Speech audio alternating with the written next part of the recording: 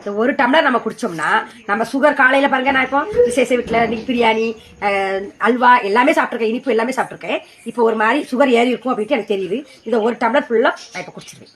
குடிச்சிட்டா sugar அப்படியே சர்வன்னு நினைச்சியும் நார்மலுக்கு வந்துடும். இப்போ ஆவாரம் பூ அவிச்சு வடிகட்டி நான் வச்சிருக்கேன். இப்போ சூடு கொஞ்சம் ஆறிடுச்சு. இதை வந்து இப்போ நான் ஒரு டம்ளரையும் ஃபுல்லாக நான் குடிச்சிருவேன்.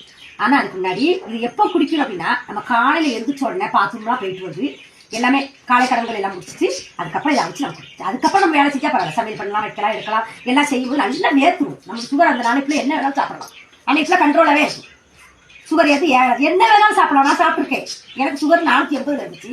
இது குடிச்சதுக்கு அப்புறம் எனக்கு இப்போ சுகரே இல்லை, நார்மல்ல இருக்கு. ஆனால் இது கூடாம நான் குடிச்சுட்டே தான் கேட்கணும்.